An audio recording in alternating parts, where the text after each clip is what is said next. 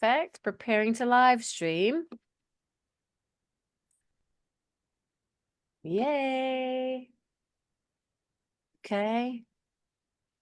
Double check. There we are. Oop, let me double check what's happening.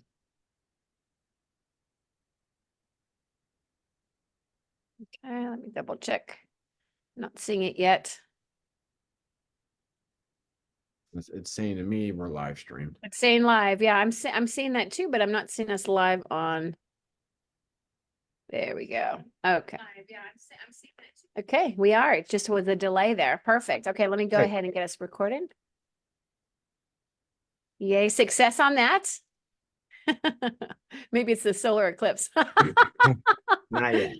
Not yet, not yet. Okay. All right, Cloudy. Okay, now we're recording. Okay, now we can officially begin. Great. Hello. Yay. Welcome, Yay. Mike Zinicola, to my show today. I'm so excited to have you here. Thanks, Melanie. Great to be here. It was I'm great that we met because of our panel and family reunion, and it's great. It's amazing that we never met before, but that's okay. Oh, I love how the universe works that way, Mike, right? It's like Right. I have been doing this a long time and I've heard of you and I've heard of you through other The people and I same. have agents that are a huge fan of yours and I'm like when I got the panelists and you were on there I'm like, "Oh, I'm so excited I get to know you." And Yeah. wow, what a story you have. Well, it all worked out, and it was a great panel, and I was thrilled to be on it for sure. And you That were a was an great amazing. facilitator. Oh, well, thank you. Thank you. Thank You you. know what, that I have to say that session that we did with the three of you on the big Y panel at Family Reunion in Vegas was one of my highlights. You know, I love Tony and Mel Robbins and all that. But that the power in that room and the message in that room was incredible. And the people that hung out like an hour afterwards that you know that you're going to impact their lives for a long time was really, really special. So I'm so honored to have you for a whole hour to share with my guests, my listeners, and then my live watchers now on who you are and who your story is. So just welcome and thank you for making time. I know how busy you are, darling. Great. No, it's a great thing. I love doing stuff like this, and so I'm thrilled to be here. Well, thank you. You are now in my library of awesomeness. So I'm excited. So now, Mike, real quick before we jump into who you are, like let's talk about for the listeners who don't know who you are, just introduce yourself, where you're at, what kind of, a little bit about your business, and then we're going to back up and get more of your story. Okay. My name is Mike Zinicola. I run the Easy Referral Network. That's an expansion team at Keller Williams, and we have offices well, our hub is in the west side of Cleveland. We have two other offices in the Cleveland area. We are two offices in Columbus, Cincinnati, up in Vacation Land, which is a part of Ohio, where Cedar Point is, Pittsburgh, and Philadelphia. So we're all over this area. We're generally eighth in units at Keller Williams of all teams. And In last the year company, in the entire company. in the company, yes, yeah. Last year we did 1,160 units for 350 million. Now, if I did 1,160 units in some other city, I'd be 750 million. But I'm in Cleveland, and most of our stuff is in Ohio, and the price points are a little bit lower, so we have to Right. do a lot of units to make a good living. So That's amazing. yeah, and I started in the business in 2000, so I've been doing this for 24 years. Prior to that, I practiced law for 17 years. Yeah. Okay. And, Awesome. And I and think that's you part told of my me, story. yeah, we're going to back up a little bit and then Right. go deeper a little bit on your journey. Because it's really a powerful story on who you are today and how you're actually impacting the world. And it's more than, and I wanted people to hear the units and the amount of business that you do because not that it means anything, but you're really massively successful real estate agent, right? But you're also doing extraordinary things. And I feel like that's part of our journey and our duty is to give back and make a difference as we win. We take people with us, whatever capacity that looks like. And you're Right. doing it in multiple ways. So I believe you said you had a team of is it 140 agents on your Yeah. team? Yes.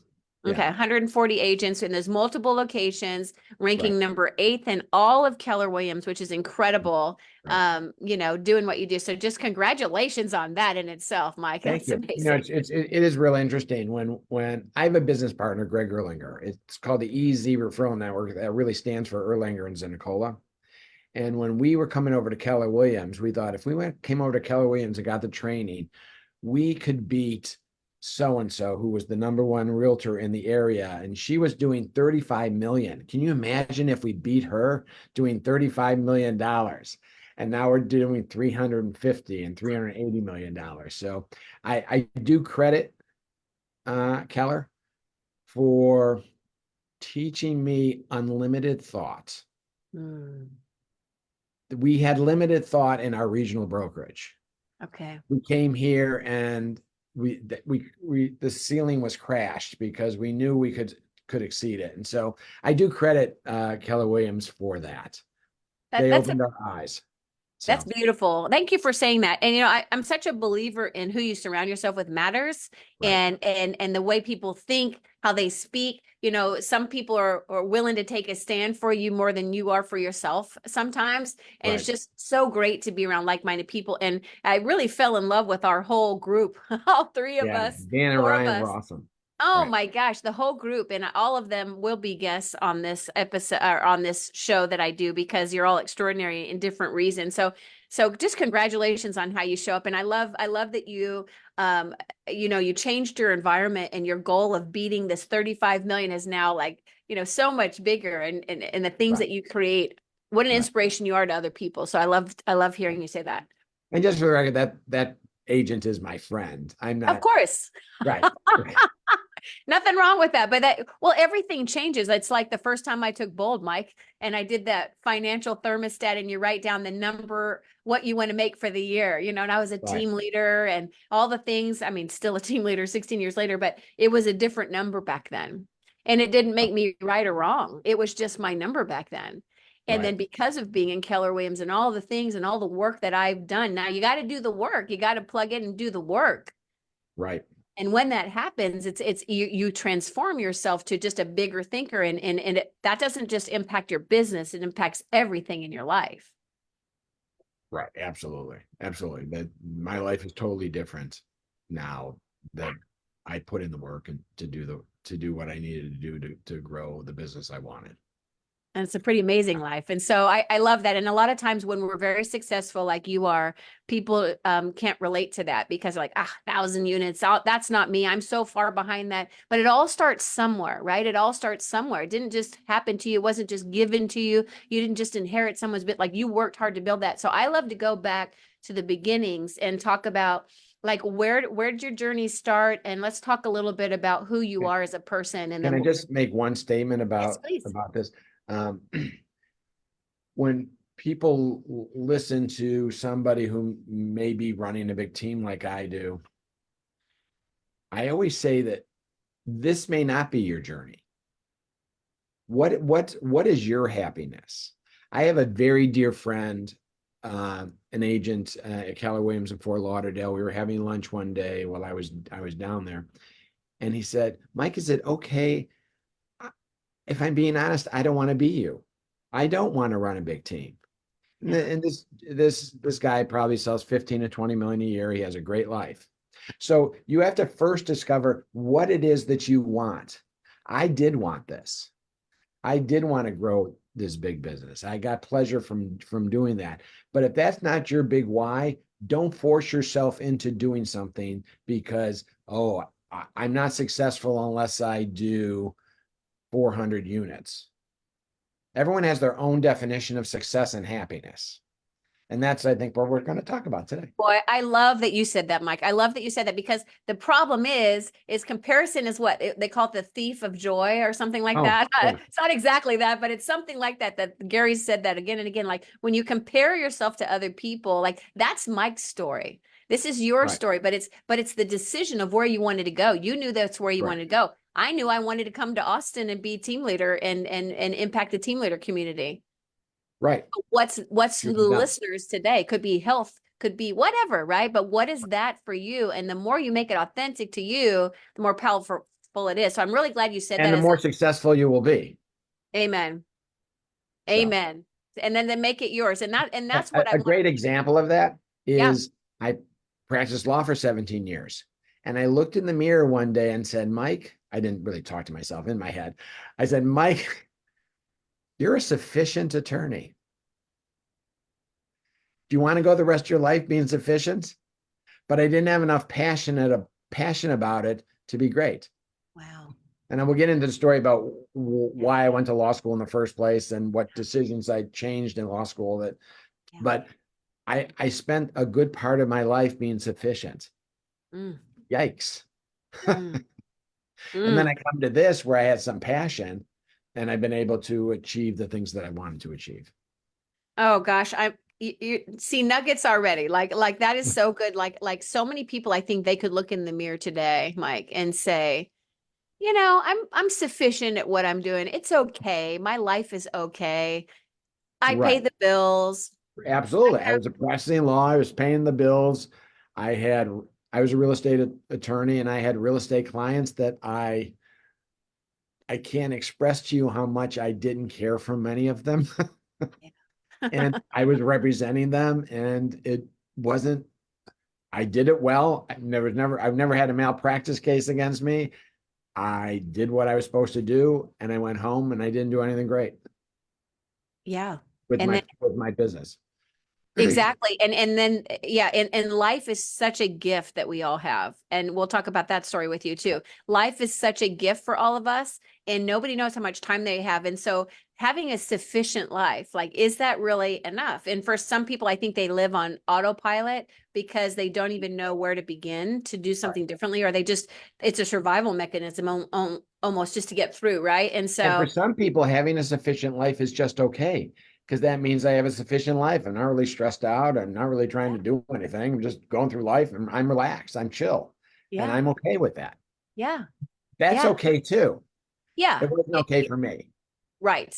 And if you're happy about that, I think the key is if you're happy about Right. that, great. Nobody, but I think the people that would feel like you knew that wasn't for you, that's not for me either. That's a Right. fresh, it's a driver. My dad was a mailman. He stuck Oh, envelopes in cubicles and then he went out and put them in mailboxes around. And he loved that at 3:30 he had the rest of the day to be himself. oh, He, yeah, that's he was beautiful. totally fine and happy being a mailman. They wanted him to be a supervisor. He said, "Why? I have a I don't great want to life. do that. I have a Exactly. relaxing life. Yeah, I'm chill." Yeah. Yeah. So, I'm so glad you said that because you think about that story about the fisherman that Gary read at one of the groups with you guys where he says, there's a fisherman and wherever in the Mediterranean and he's got a really great life. He takes siestas with his wife, all the things, and then some, commercialized guy comes in and said, "Hey, but you could build this, this, this." And well, what would I bring? Well, then you could buy more boats and you could all the things. But at the end of the day, what would all that and leverage and multiple boats bring you? Well, then I could right, retire. You could retire and spend right, time with your wife and have siestas. He's like, but I have that life now. right. So I, again, don't so, confuse what we're saying that you can't have a good life being sufficient life if you're good right. with it. I had the opportunity to visit the little town of 800 people in Italy called Coreno, Italy. That's where all four of my grandparents came from. And we were there and we had distant cousins who had us for dinner. And then I was there with my brother and my cousin and their wives. And then we went to one of my cousins other on the other side of the family. And we sat down and the woman said, "How did you like the cheese at dinner?" Now that's an odd question. Unless you and your brother are the town goat herders. And so after we had dessert at her house, which there was a lot of cheese involved, we went up the mountain and met her brother, the goat herder. And he was Wow. this 66-year-old man. Well, I'm 65, but he was a 66-year-old man without a wrinkle on his face. And he was totally relaxed and totally he loved that he spent his life with his goats. He It's just beautiful. loved it. He loved his life. Yeah. He's, in my mind, Raimundo was a successful man. 100%. And I'm so glad you said that. Mike, I'm so glad you said that because I think people confuse us of like we think you have to push or whatever. No, no, no. If you look in and say, then I wouldn't say sufficient would be the word. I have a happy life, somebody would say themselves. Like I'm Yes, good with my life. That's a different yes. sufficient feels like I'm trying to be sufficient with it, I but I wasn't really don't. happy not being great at what I do. Exactly. Exactly. That's it. And Because there's a way to change that. when I went to Coreno, I told my partner David, I said, I want to renovate every house on this mountain. Because that's That's who what you are. That's who you are. that's what I thought. Like, oh my God, fix Yeah. your plumbing. That's it. Exactly. How about some hot water, right? Well, let's back it up. Now, you weren't born Okay. in Italy. Where were you born? Where did you grow No, up? I was born in Cleveland, Ohio. Okay. And my grandparents came over in the in the 19 aughts and 19 teens. And they settled in a little area of Cleveland around Our Lady of Mount Carmel Church, where everyone else settled. So Coreno has 800 people in it. Cleveland, Ohio has about 1,500 descendants of Coronese people because they all moved to Cleveland for jobs and stuff. Oh, And it's interesting. interesting. This is how we were brought up. My grandma had a 3-unit house. She rented out the back unit. The front unit was kept for men for Coreno to come over by themselves, get established. They would live with my grandma's house for 6 months. They had 6 months to get established and bring their family over. That's And cool. so my grandma brought 38 families over from Coreno, Italy, through her unit upstairs, which is, That gives me chills. That's yeah, amazing. right, right. So I was changing financial planners. I went to David's financial planner. David's my partner. And we walk in, and the guy's name was DeVito, which is a Coronese name. And I said, before we start, he says, before we start, do you know Estarina Zinicola? That was my grandma. And he said, yeah, my grandfather came over and stayed at your grandmother's house to start the family. So it was great. So I know one little more part of the story. So my grandma had this big apple cookie jar, and she was a bigger lady. And every time you go over, and she died when I was 7, but I still remember this. You'd go hug her, and you'd sort of lose yourself in the hug, but you always knew after that you could go to the cookie jar. And always these great Italian pastries, and they were just beautiful.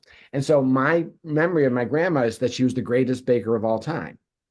Well, my older cousin who knew better, I was telling him that story, and he says to me, Grandma never baked a thing. I said, yes, she did. There was great pastry in that cookie jar.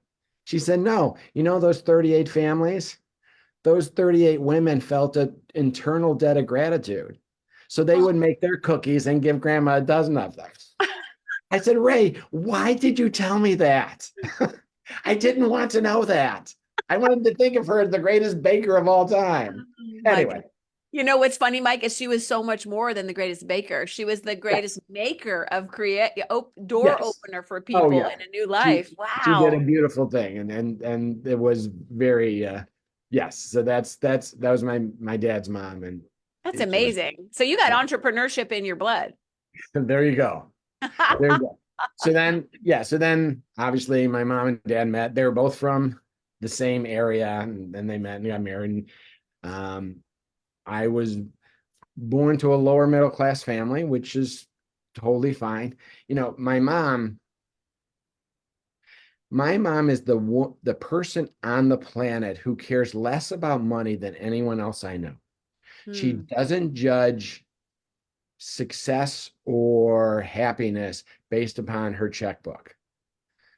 She judges her life based upon, instead of how much money you have and money you spend, she judges her life on how much love she receives and how much love she gives off. And if you were to measure wealth by that, she would be in Fortune 500 lists of the most wealthiest people, because Oh, that's her whole life. And that's that amazing. really was what I grew up with. And if you ask people in Cleveland who know, oh, your mom's so nice, she's now in a memory care facility. And Mm. even the nurses are like, your mom is so sweet. She's so nice. So everyone always says that. And so in my family growing up, being good to people was not only something you should do, it's how they measured your success as a human being. Mm. and that's what I grew up with. What a legacy there, huh? What a great role modeling of how to be a great human Yeah. being. Yes. Yes. And so that's been a part of every part of my life. So when I was practicing law and I was representing large real estate investors who didn't share that, it was hard for me. I bet. So I represented this investor as a father and two sons, and not named Trump, but got to get that out. Father and two sons, they're huge investors. And it was December 3rd, and some toy store in a small town about an hour out of Cleveland hadn't paid their rent yet. And one of the sons called me up to say, lock the door until they pay the rent. On December 3rd, on right before Christmas, to a toy store. So I drove down to the toy store and I said, hey, what can we do here? And he says, this was a Tuesday. I can give you a check by Friday. And I said, okay. So I called the guy and I said, hey, I'm going to get a post-dated check by Friday. Are we cool here? And he said, great. You can open the doors on Friday then. It was a toy store in Yeah. December.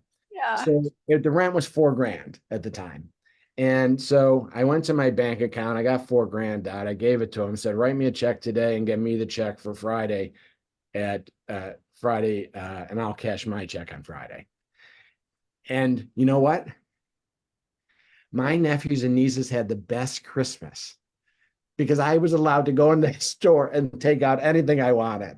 So Oh, I bet. that was a big win for me. Oh, how I gave amazing is I that? gave a 4-day loan and I got free Christmas gifts for all my nephews and nieces. So it worked out well. No one lost here. Yeah. But I came home and I said, oh my God, I was on the wrong side of that transaction. And so I just needed to quit. But that was Mm.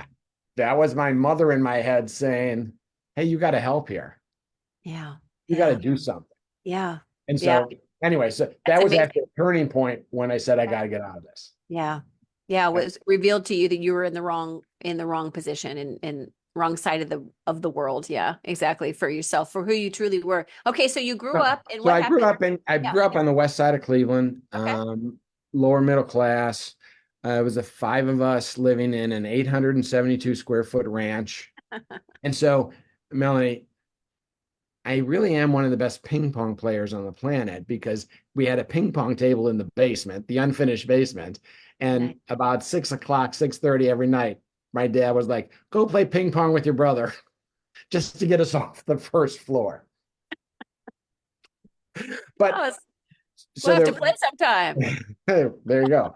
So there wasn't money there, but there's a lot of love and they raised us to grow up. It's interesting though, I didn't have anyone in my family that I could look up to as a successful business person. I just didn't have that. Yeah. Yeah. And but that's okay because I had so much else. Yeah.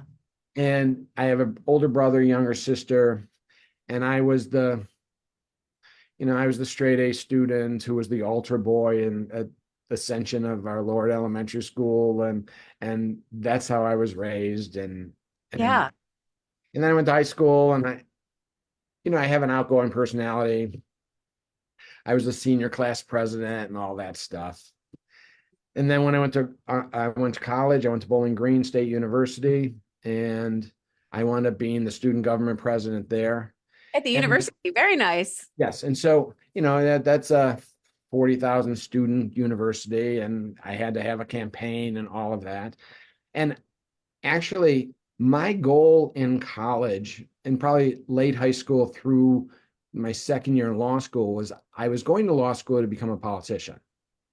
I wanted to be the senator from the state of Ohio. That was my goal. And I won a campaign in Bowling Green, and I at age 18 I was invited to Jimmy Carter's inauguration, personally invited. I was the youngest person invited to this That's because of my awesome. work that I was doing Yeah. um, for him. And I was really interested I was going to come back to Cleveland and do this. And I went to law school. And then this funny thing happened my second year in law school. I came out of the closet. And back in 1981, coming out of the closet and being a politician didn't really go together that well. So, so Wow. I, I'm sorry. I said, wow. I didn't realize that it was a college that was for you. Yeah. Yeah. Okay. Interesting. Yeah. So it's interesting. When I was 12 and 13, I knew that I was gay. Um, and I started at age 13. Every night I'd say a decade of the rosary for my special intention. And I told God, do I have to even tell you what it is every night? You know, I would do anything not to be gay. Oh, Because back then, there was no one I could look up to as someone being successful and gay. There was nothing there was no information that enabled me to say, okay, this is something I am, but it doesn't matter. Look at this person, that person, that just wasn't there. The yeah. only thing I ever saw about being gay was when they had gay pride parades, and Walter Cronkite on CBS used to have it on the news. And that Yeah. was a total freak out for me because that Right. wasn't who I Yeah. was. Right. So I said my rosary. I said this from age 14 to age 23. Wow. And then at age 24, I met someone who made me realize I have to stop. I have to just accept who I am. And he was my first partner, and we were together for a long time. And so, but having done that, I was um, I was already in law school, and I thought I was going to be a politician, which was no longer an option those days. And I also worked for my state representative. Okay. I just volunteered because I went to Ohio State Yeah. Law School, so that's where the state house is Yeah. in Columbus. And what I realized is they were such buffoons. I didn't want to be a part of the group So it anyway. worked out anyway. Hey, it worked out anyway. Here's the question, Right. Mike. I love that. Now, my heart breaks that you had to like hide who you were for so long. But when you were 24 and you had the courage to say who you are and just be you, like Yeah. that must have been a pivotal time for you. Like, would just like, hey, here's who I am. Like, it just makes me sad that that's even a thing that would be so Oh, painful for you to go through. But did you feel like a different level of yourself at that time? Because that took a lot of courage. It's different back then than the kids deal with today, yes. 100%. So, so it was a process. It wasn't like one day I just decided this. Okay. It was a long process. And yes, and I'm obviously glad that I went through that process then Yeah. as opposed to waiting later in life, because ultimately it was going to wind up happening at some point. I'm glad I did it before I Yeah. got into the working world so that I could do it. It's interesting. In a way, the angst actually helped me become who I am. Here's why. I made the determination on somewhere around 15 or 16 that if I'm perfect, that when someone finds out about this, they'll say, "Yeah, he's gay, but look at this. He's done this, this, this, this, this, this, this." So I put this pressure on myself Yeah. to be perfect. That's the hard thing to do as a teenager, and some people don't deal with that very well, and then Yeah. there's consequences to it. But for me, that meant I studied more. That meant I worked harder on the swim team. That Yeah. meant I worked harder in college. That, Mhm. that that meant that I kept having to produce things, Yeah. and it was always in the back of my head. Good, I did this and this and this. Yet another thing that if people find out I'm gay, I have all these other things I can relate to. So that was pressure, but it also helped me. Yeah. Yeah. I Yeah. I was straight A's in college, and I went to law school, and I don't know if I didn't go through all that. I don't know. You wouldn't have been the I person just, you are today, maybe, right? But right. and I love that but Mike, let's just call it for what it is. Your attitude around that is exactly who you are, though, right? And a lot of people wouldn't have taken that as like, and that made me who I am today. Everything we do makes us who we are today. All the struggles that push us to do other things, it makes us who we are. That's actually the most beautiful gifts we have in the journey once we're away from it, right? You can look back at that time now and talk about it and be like, wow, it actually made me right who I am. And thank you for sharing that beautiful story about the courage that it takes to just be yourself. And I think so many people, whatever they're in, for our listeners, whatever it is, whether it's your sexuality or your career or whatever, Right. people are trapped from the stigma of what they think should be instead of being really authentically who they are. And I think it So, takes a lot of courage to be you. so in my second year of law school, after your second year, if you have good enough grades, you wind up clerking for a big law firm for the summer, and you're a law Okay. clerk. Yeah. And I did that for a medium-sized law firm in Cleveland, about 200 attorneys. And at the end of the summer, these two Harvard tax attorneys came into my office and said, well, Mr. Zinicola, what have you learned this summer? And I wanted to say, my name's Mike, and this is stupid formality, and this is what I hate about big firms. And what came out of my mouth was, I learned big firm law isn't for me. I don't think anyone's ever said that to them. I love that so much. And That's awesome. I think we won't be hiring you as an attorney. Let her beat me home that afternoon. Well, another gift in life for showing up who you are, right? And which goes to my story. Once I got out of law school, I hung my shingle. I was a solo practitioner. I hung my shingle in an office with 10 other attorneys, and I was their glorified law clerk till I could build my own business. And what I did as an individual attorney is I did family law. I did because divorces were the easiest thing for me to get in the door because I actually listened, and that's what people need when they're going through divorce. I can Definitely. sit there. My first meeting was I put a box of puffs on the table and say, "Tell me everything." No one ever All did right. that, and we just bonded so they listened to me Yeah. for the rest of the way. And I practiced what I called gay law, which means I did estate planning because remember, couldn't get married back then. So I did Oh, estate that's planning. right. I Yeah. helped people divide their assets. I Mm, represented every drunk driver in front of a gay bar. And yeah. I represented guys who did things in the public places that they shouldn't. And that was Yeah. my practice. That was a practice. But I Yeah. also became the sort of the LGBT attorney of Columbus, Ohio. I Wow. I was able to be the attorney who formed the Columbus AIDS Task Force. I was the attorney for the Stonewall Union. I I started 6 different nonprofits for different people, Wow. and and that was a really good thing. And then I was asked in 1984, end of 84, beginning of 85, I served on the Ohio Department of Health's Advisory Committee on AIDS because that was obviously a big deal back then. Absolutely. Big deal. And I was the gay representative on this uh, advisory committee with a bunch of docs and politicians. And so it was real interesting. I met Dr. Fauci. Oh, I It bet was that was very fascinating. interesting. Yeah. And I realized I'm on this statewide committee as the gay representative, and my parents don't know that I'm gay. so so I think I better go home and tell my parents. Oh, Because I never God. told them because I wanted to tell them I was totally comfortable, and then I never got around to it because I wasn't Yeah. living in the Right. same city, whatever.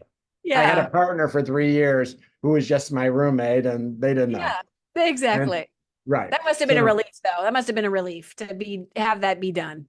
well, and just funny. I still tease my mother about this to this day. So I told her I was gay. The first words out of her mouth, because she was an old world Italian lady.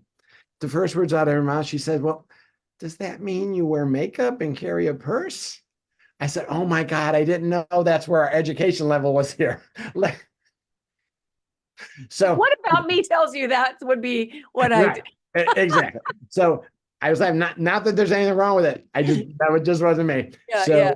Yeah. So we talked. So even 6 months ago, I said, "Mom, I'll be over, but I'm going over to Dillard's because they have this new makeup I want to try out." And she always says to me, "You knew you were gay your whole life. You expected me to know what to say in 37 seconds."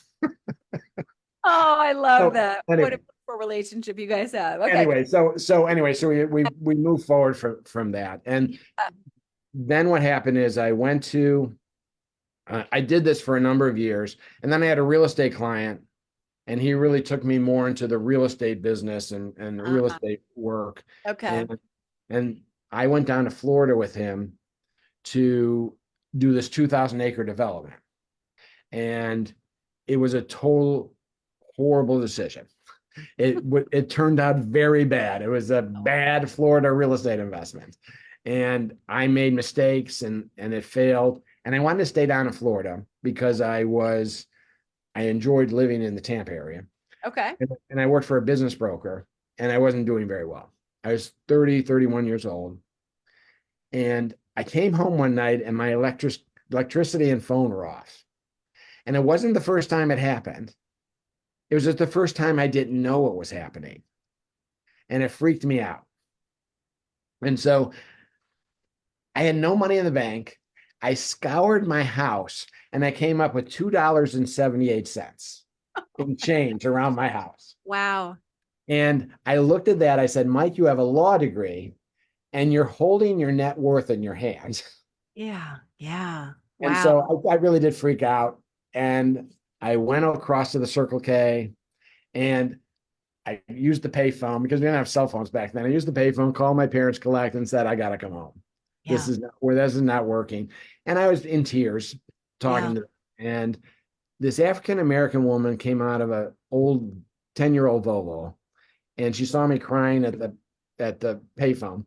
And she came and gave me a hug and she said, it's going to be okay. I don't have any money to give you, but I just won a $5 lottery ticket. Go get something to eat. And then as if she gave me the lottery ticket and then she disappeared. I don't even know how that happened. Wow. So she gave me the lottery ticket. You know, if I knew who that was and she was sitting in front of me right now, I'd write a check for tens of thousands of dollars to say thank you. Because that moment of kindness Yeah. really made a difference to me. Mm-hmm. And so we were just in Tampa last month, a couple months ago, and I made David drive by the Circle K. The Yeah. payphone wasn't Found. there, but they haven't painted it in 40 years because there was an outline over the payphone. Oh, that's funny. But think about what a profound moment that was for you. Yes. No, it was this act of kindness that was so sweet At your lowest. at my lowest. Mm. And hold on for a second. Somehow I lost you. And then there was this person who didn't even know me, some stranger who said, it's okay, you're gonna be fine. Yeah. So I come back home and I'm feeling like a failure, obviously. I have a law degree, I was doing fine, and all of a sudden I'm broke and coming back and I have to live with my folks for 6 months to get back on my feet. And I was feeling bad about it. And a good friend of mine, Gail, said, Mike, I'm having a party. Why don't you come over? And they really didn't want to go because they didn't really want to explain to everybody why I'm back home. But I went, and the party was a welcome home party for me. Mm. And Gail got up and toasted. She said, you know, Mike, we all feel bad that things didn't work out in Florida, but is it okay if we're just happy you're back? Yeah. So I'm thinking I'm embarrassed. I don't even want to go to this party because I have to explain why I'm a failure. And they're all toasting me that they're happy that I'm back home in Cleveland. Amazing. And so that allowed me to move on from that. Yeah. There's a lot of lessons in all those things, right? There's a lot of life lessons and humanity lessons. So let's, because I don't want to run out of time. I want Oh to yeah, fast. I Let's know. fast. You I did talk lot. about No, I could go hours with you. Yeah, you fast. I could because you're amazing. So you fast forward. You did law there. You started right. doing law in Cleveland, and at some point you decided to make the transition to real estate. Yeah, in 2000. In Okay. 2000, after I had the you're sufficient moments, I switched. Okay. So right then you switch. Okay. Perfect. I And switched and I came into the business, and what I did was I took advantage of my law degree, to be honest with you. it's I perfect. I spent the first 6 months, if I didn't take a divorce attorney out to lunch every week, I felt like I failed. I mean, Yes. Generation. I became the divorce realtor of Cleveland. I even taught a class at my old company selling real estate in the domestic relations environments. That makes Because it's total. not only about getting the lawyer to give it to you, Yeah. it's about sustaining the relationship because you know how to work with their clients. And so that's how I built my business. And I set a record for that regional brokerage as a first year agent. And Nice. that record lasted 4 years. And then this upstart named Greg Erlinger comes in and beat my record. And Greg and I are obviously became And now friends, you're partners. Yeah, and yeah. now we're partners. That's So yes. And so we built our business. Well, we came over to Keller Williams on the same day. okay. What year was And that? 08. Oh, wait. Okay. 08. And to bring us over, because we were both 15, $20 million producers back then. Yeah. And to bring us over, they agreed to send us to family reunion. And we were in a breakout session with Russell Rhodes, who Mm. at the time was the number one agent in the company or one of the top three. And Russell says in this breakout session, lock yourself in a room and figure out what your weaknesses are. And don't expect you're going to be great at them. Figure out how you're going to hire out or partner up with them. And the beauty of, and Greg and I are both sitting there, and as we were walking back, we realized that he and I had totally different strengths.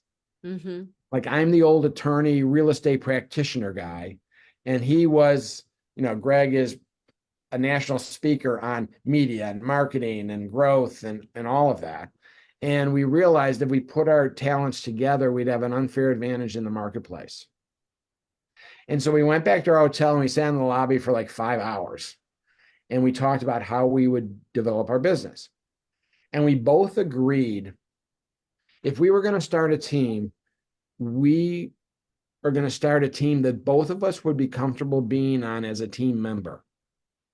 And we looked at starting the team from the eyes of a team member. Mm-hmm. And so we realized we needed two value propositions.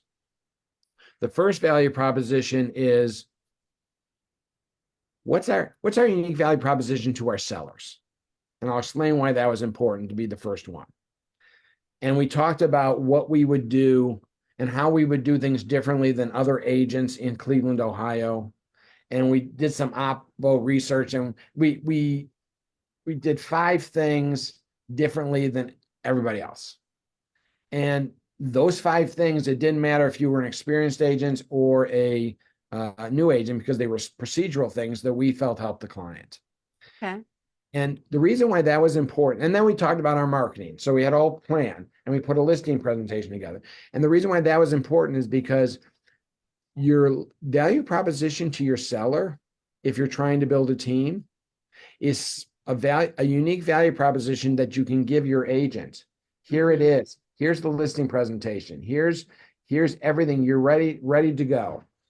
And I love that. I'm going to show you some. So For those people listening on the podcast later on, he is grabbing something. I'm sorry. I'm sorry it's about that. So this is our listing book. Okay. We don't bring floppy folders. We bring 3-ring binders, and this is our handout. Okay. Because if you're going to get your next door neighbor's house or your cousin's house, if you're talking to a stranger, they're probably talking to 2 or 3 other people. And at the end of the day, just as a matter of optics, I want my 3-ring binder to sit on 3 floppy folders. I did more work. Yeah. I did do more work because my administrative assistant put these together for everybody on the team. That's amazing. So anyway, that's the first value proposition. And this may be not what's in the red books, but I'm just going to say it. Disclosure. The red book commissions work if you're doing exactly what the red book says for your clients. But you have to first figure out what your value proposition is to your agents, and then determine what commission is fair to take from them. Absolutely. If someone is sitting there waiting for leads and they get listings appointments set up, yeah, that's a different commission split than if you're coming to my team and I'm saying, I'm going to help you become a successful realtor on your own right. And we're going to give you admin support, coaching, marketing, blah, blah, some leads, blah, blah, blah. That's a different commission split. So before you can figure out your commission split, you have to figure out what you're actually giving your agents. Amen. 100%. And one of my biggest boasts about our team is that we have a wall with pictures of everybody who's been here 5 years or more. And there's I don't know the exact number of people up there, but some of them have been here 14 and 15 years. And that make you so proud. Yes. Yes. And I have big agents. I have a couple of big agents who sell 15, $20 million, and they get recruited every day of their lives. And they say, why would I leave you? The value of what you do for me allows me to do that much business because I don't have to do so much stuff myself. Yeah, And that's so you have to determine what that is. And until you determine your value proposition, don't even discuss what commissions you're offering. yeah, it's so true. It's so true. And that's what's allowed me to have 140 agents on my team. Yeah, and not a lot of turnover, which I think is super impressive, right? Because you hear that Right. people hear the number 140 agents, right? And they think, oh my gosh, how could you even, handle all that? That must be like 300 a year that come and go to have 140, right? No, that's not what you're talking about. The No, majority of your people are long timers. right. We have over the last 6 years, we've had between 2 and 8% turnover. That's fantastic, right? And When that, the industry is 30%. correct. That's right. That's Yeah. right. So that's really important, but it all stems back from that 5 hours in the lobby, talking about building something that we would want to be on. And then if anyone is building a team and they haven't read The Go-Giver and understand servant leadership, they're making a mistake. On our org chart, Greg and I are not the top of the org chart. So below us, so Greg and I, we have our expansion team leaders, our coaches, our administrative staff, our media staff, because we have our own media company now, because we have the economies of scale to do that. And it all flows up, and you think it all flows up to Greg and Mike. It doesn't. It flows up to the agents. The agents are on the top of my org chart. And we consider our agents our clients because they can go to any team. And they can bring their sphere of influence to any team. Yeah. But we're all working for them. So my staff is told they're not supposed to say no to our agents. They're supposed to say yes, or we need to talk to Greg or Mike or the team leader of the office. I love Because that visual. because because if you build a team where your agents succeed beyond your dreams, you succeed beyond your wildest dreams. Yeah. Oh, that's so good. That's so good. Oh my gosh. Okay, before we run out of time though, I know you do a lot for your community because one thing you touched on the panel is you talked about, you've helped a lot of kids in the LGBT community get off the streets, right? That are and there's a story that happened to you. And I don't know if you're open for sharing that or not on the podcast. I Sure. think we talked that would be okay, but it's so powerful and we'll just do a shortened version of it, but something happened to you that was very, because I like to talk about overcoming adversity and things happen to everybody. You just don't stop enough to hear their stories. That's why I love to have great stories on here of people that are playing to win, which by the way, don't let me not ask you that question. Is let's start with that question. What is playing to win? And then let's go back to the story of Okay. of how that impacted the impact you're making in your community today. So let me ask you with Mike, what does playing to win look like for you? Okay. So first of all, playing to win has looked different for me at different parts of my life. When you're just getting started and you're struggling to make ends meet, playing for win means making your ends meet, and whatever you need to do to get there, that's playing to win, so that you can, as you move up, have the success that you want. Yeah. I'm 65 years old. I've been doing a lot of work for a lot of years. When I always think of when I'm 80, what will I be happiest about? What will I look back on my life and be happiest about? And at this point in my life, I want my team to sell $400, $500 million a year. But will I be happier that we sold another $20 million? Or will I be happier that I did something positive to affect somebody's life?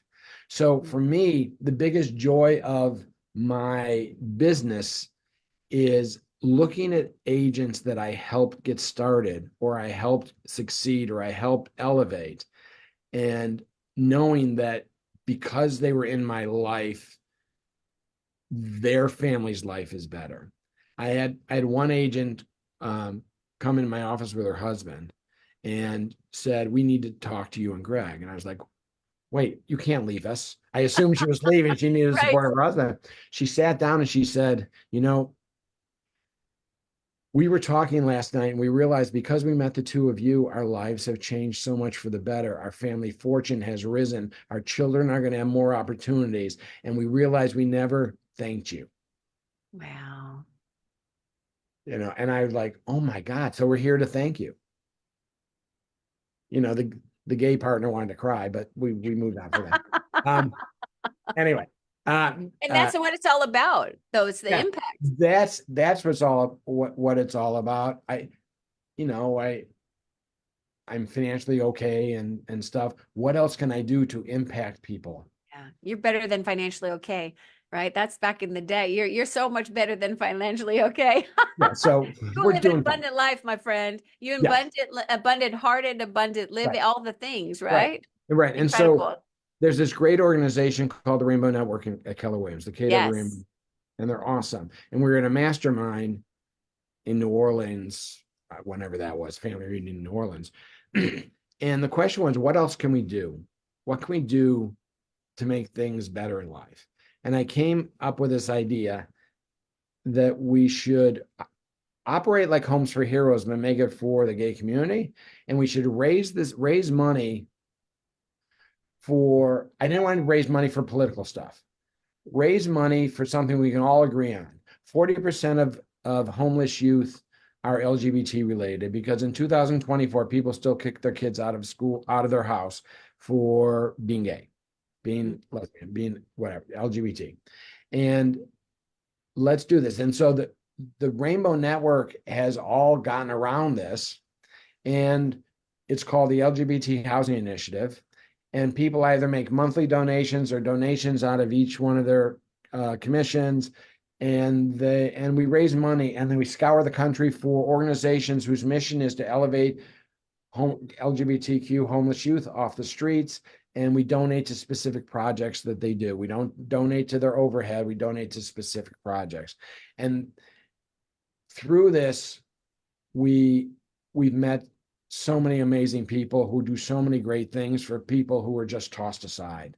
Because Mm, when these kids are homeless, sadly but truly, they have one thing to sell. yeah.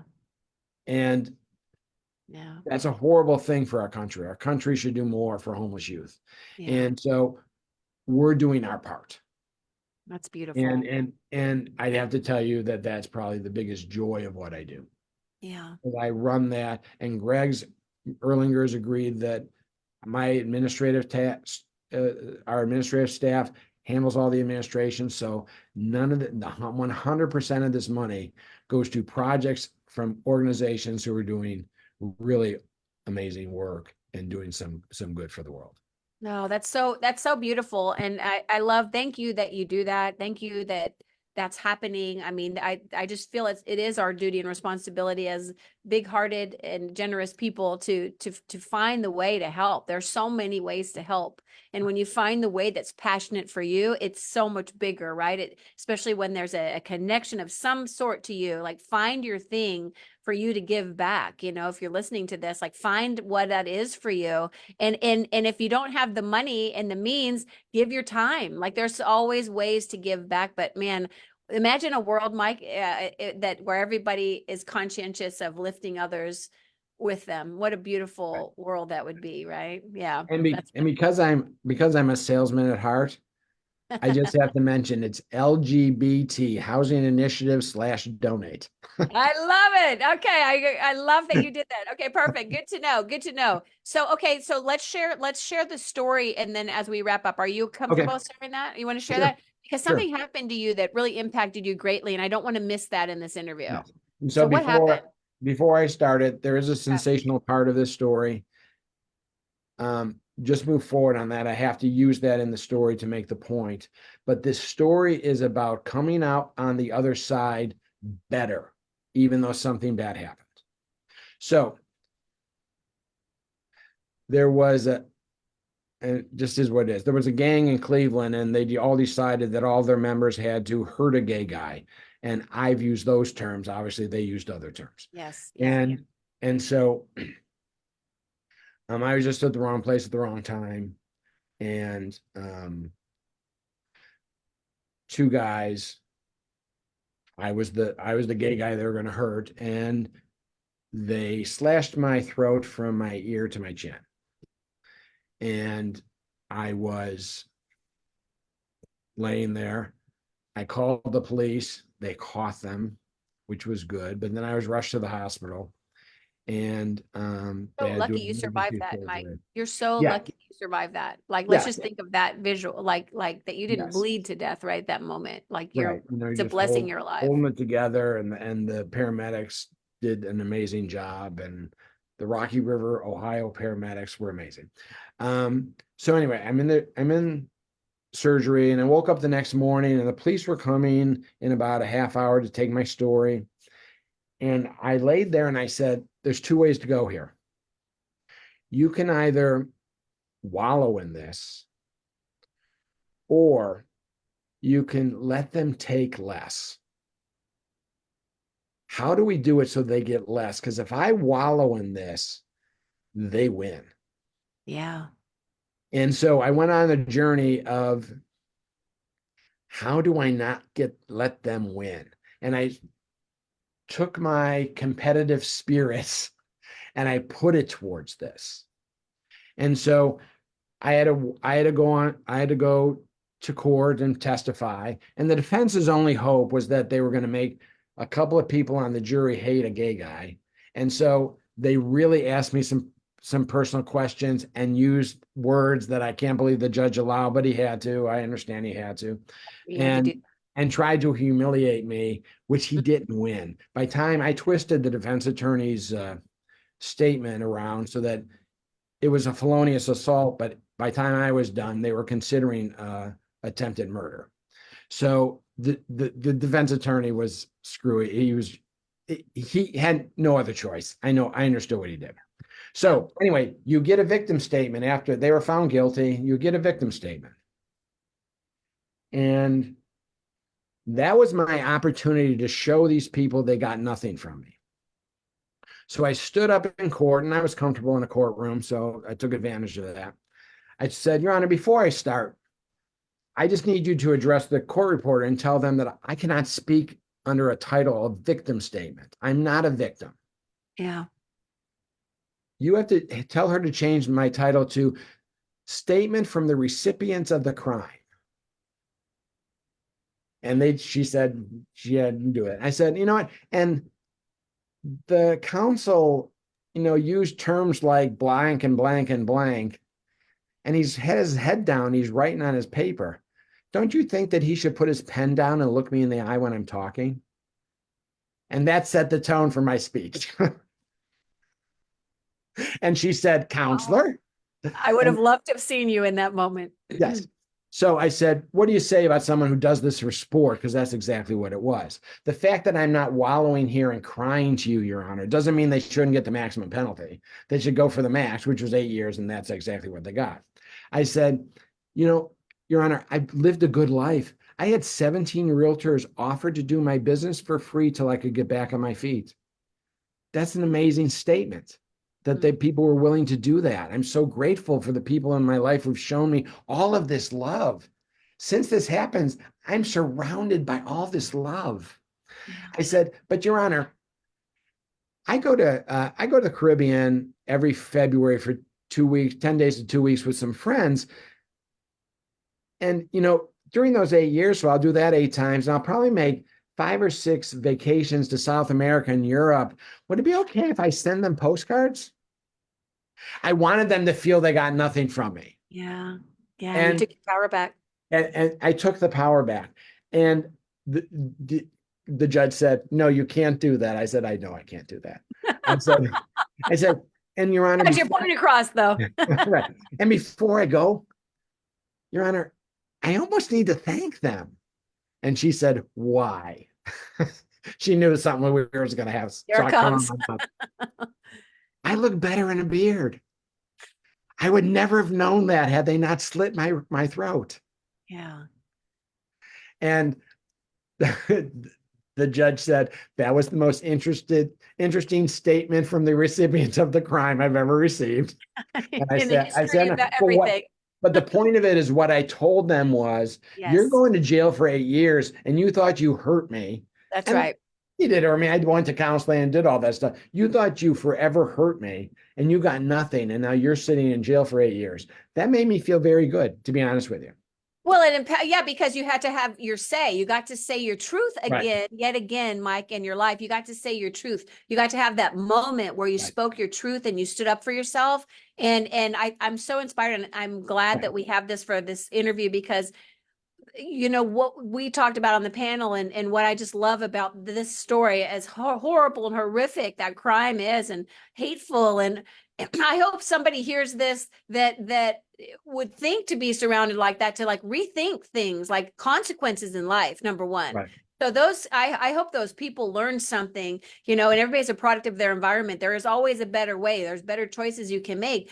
Right. Now for you were chosen exactly for the reason you were chosen, because the impact you get to make, and you and I talked about this, like the thought of a slit, like a silencing you. In fact, they made you louder, and they made you louder with your purpose and your drive. And so now there's homeless kids on the streets that were rejected from, or whatever happened Right. their ways. They ended up in a bad spot.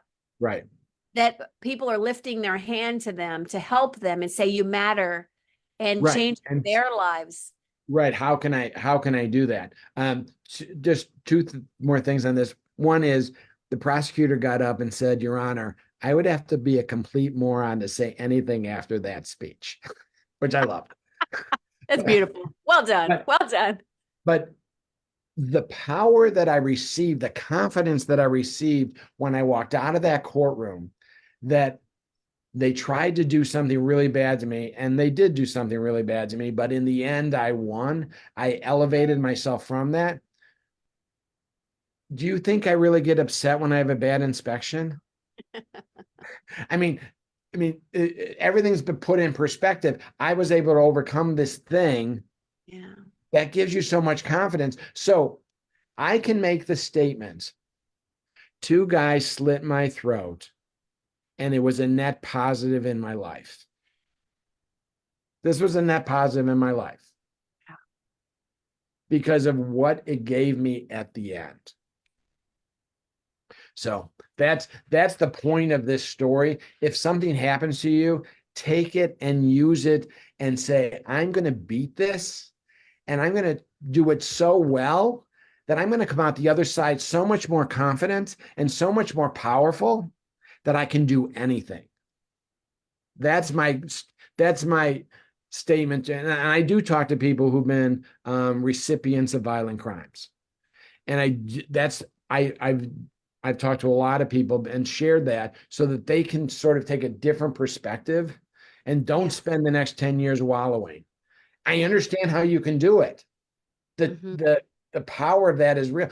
Don't spend that extra time. Spend the extra time elevating and make it it may not always be a positive, but make it something that where you're better at the other end of this. So That is such a powerful lesson, and thank you for sharing that, Mike. It's there's a lot going on in the world right now, a lot going on in our industry, a lot of things, a lot of places of uncertainty and things like that. And I just love that the idea of whatever happens to you, it's just life and success is an inside out job. So fix yourself, guys. Get to a place where you can be like Mike, and he did a lot of life work to get where he is today. But when something happens, just really being able to take that as a tool, and what you just said was like gold nuggets about taking your power back, and like make that be what drives you forward, instead of mhm. debilitating to, because then they win, or or life circumstances win, or whatever wins.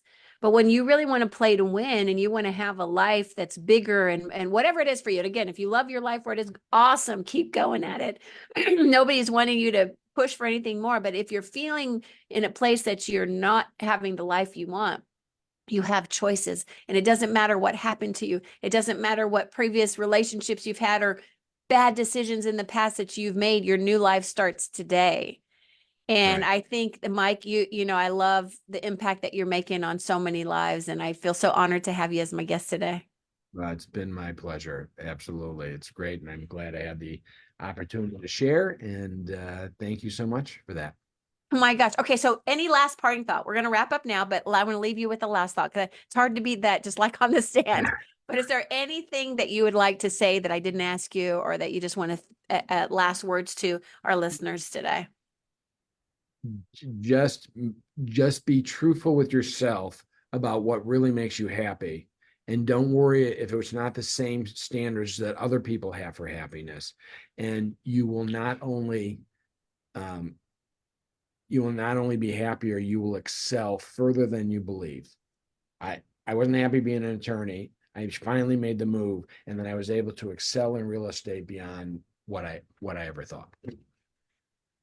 And the lives you're impacting, my friend. So it's an honor to know you, Mike. Thank you so much for being my guest. Thank you. Much love to Cleveland, and we'll see you very soon. It stopped snowing, so that's a good thing. All Oh, right. it stopped snowing. Good. Okay. Yay. All right, Bye Mike, we'll now. see you. Thank you. Thanks for Okay. listening, guys. Bye bye. Bye.